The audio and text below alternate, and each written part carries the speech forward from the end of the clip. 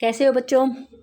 आज हम शिक्षा निदेशालय द्वारा हिंदी की कक्षा 9 का कार्यपत्रक नंबर 45 दिया गया है।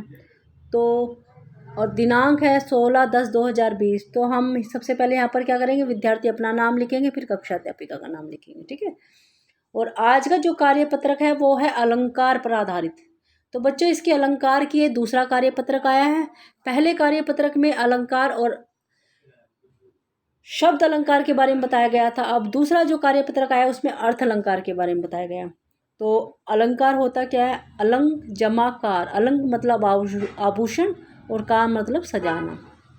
जिस प्रकार स्त्रियां किसी फंक्शन में जाने के लिए अपने आप को अनेक प्रकार के आभूषणों से सजाती है, किस लिए, अपने आप को सुंदर दिखाने के लिए, उसी प्रकार कवि कविताओं को सुंदर और चमत्कार उत्पन्न करने के लिए भिन्न भिन्न प्रकार के अलंकारों का प्रयोग करते हैं। तो वह भिन्न भिन्न प्रकार के चमत्कार उत्पन्न करते हैं, भिन्न भिन्न प्रकार के अर्थ उत्पन्न उसमें के अंदर डालते हैं, शब्द डालते हैं, और ये सभी क्या करते हैं, उसमें एक चमत्कार उत्पन्न कर देते हैं, और वो ही क्या होता है, अलंकार होता है। तो अलंकार हमारे कितने प्रकार के हो गए, अलंकार हमारे 3 प्रकार के हो गए।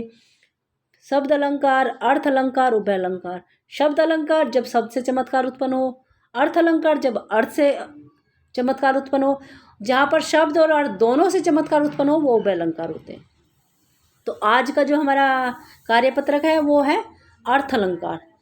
जब जिस अलंकार में अर्थ के प्रयोग करने से कोई चमत्कार उत्पन्न होता है तो वहाँ अर्थ अलंकार होता है। यानी कि सीधी सी बात है, कोई कविता है, कोई पद्यांश है, उसमें अर्थ के आधार पर चमत्कार उत्पन्न हो रहा है तो वह अर्थ अलंकार है। और हमारे अर्थ अलंकार कई प्रकार के हैं, उपमा अलंकार, रूपक अलंकार, उत्प्रेक्षा अलंकार, अतिशयोक्ति अलंकार, मानवीकरण अलंकार। तो सबसे पहले हम करेंगे उपमा अलंकार, ठीक है।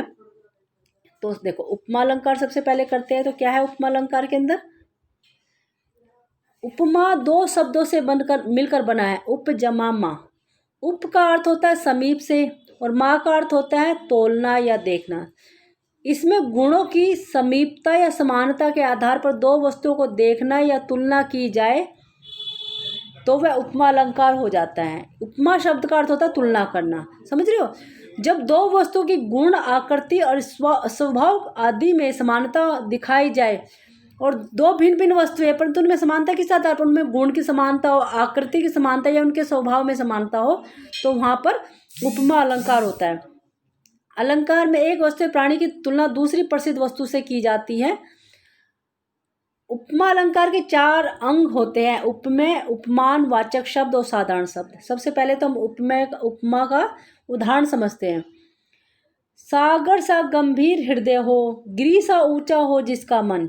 यहाँ पर हृदय का सागर से, क्योंकि हृदय कितना विशाल हो, सागर जितना, और मन की पहाड़ से, और मन कितना ऊंचा हो, पहाड़ जितना, से तुलना की गई है, इसलिए यहाँ पर उपमा अलंकार है।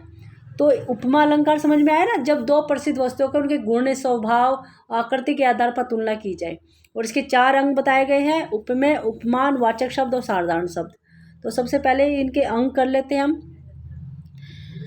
जिसकी उपमा दी जाए, जिसकी समता या समानता दूसरे पदार्थ से दिखलाई जाए, वहाँ उपमेय होता है। जैसे राधा का मुख चंद्रमा के समान सुंदर है, तो किसका मुख है, राधा का क्या है, मुख, किसके समान, चंद्रमा के समान।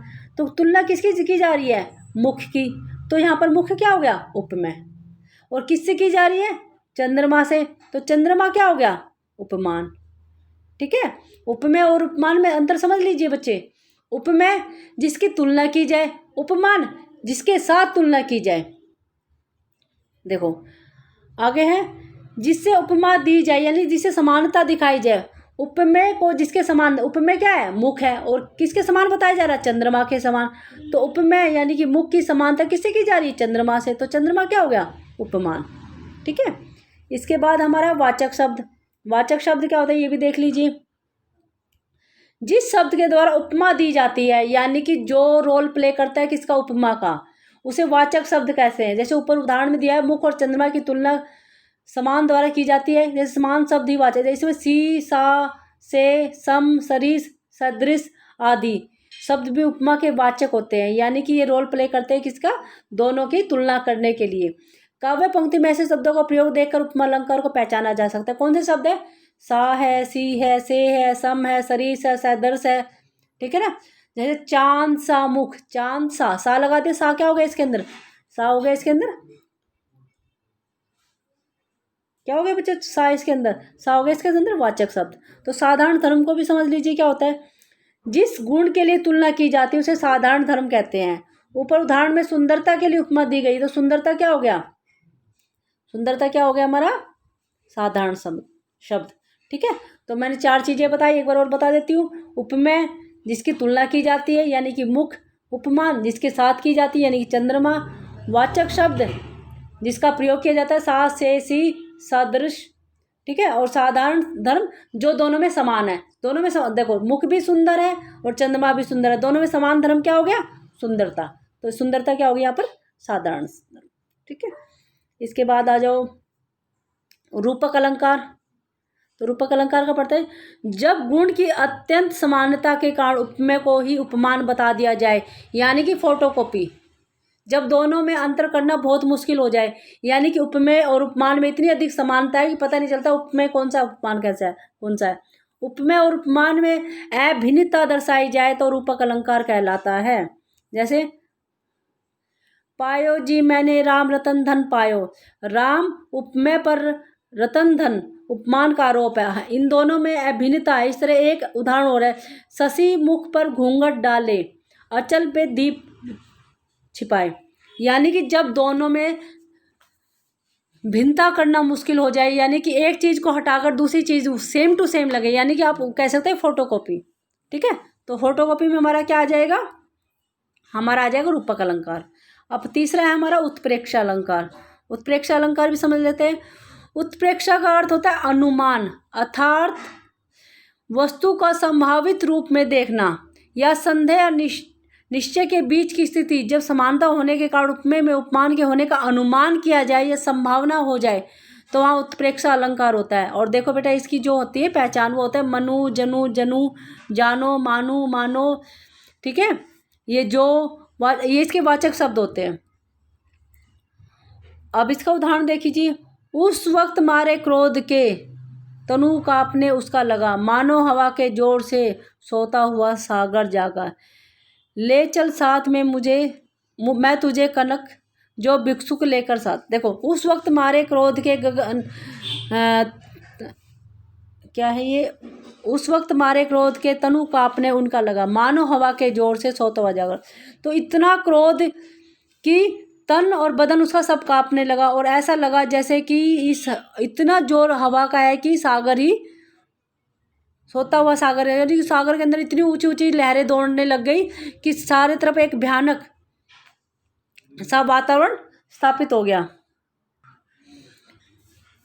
तो बच्चों जो हमारा ये उत्प्रेक्षा अलंकार है इसकी पहचान होती है मनु मानु जनु जानू, इसमें बताया नहीं गया, चलो कोई नहीं।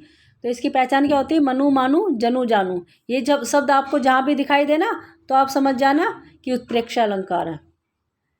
इसके बाद करते हैं हम मानवीकरण अलंकार।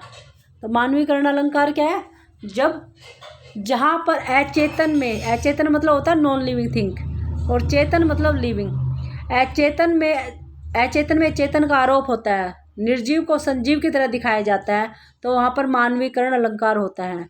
जहाँ जड़ प्रकृति पर मानवीय भावनाओं की क्रिया का आरोप हो जाता है।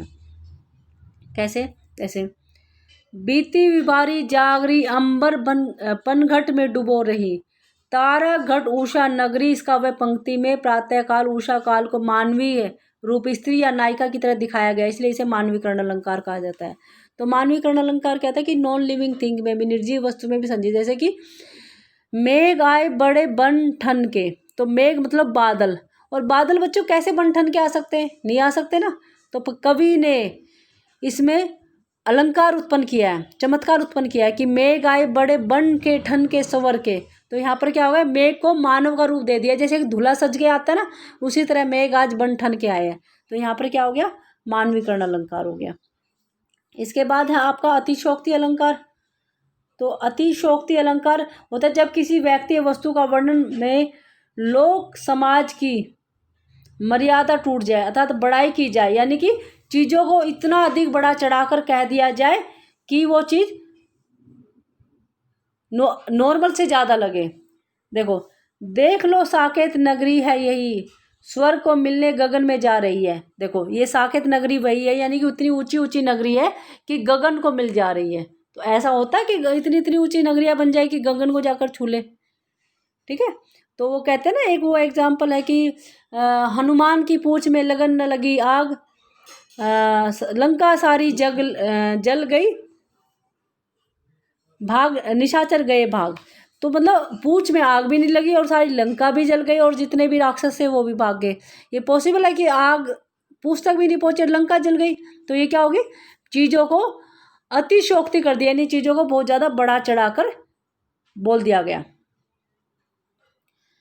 इसके बाद देखो अभ्यास एक, निम्नलिखित काव्य पंक्ति में कौन कौन से अलंकार हैं?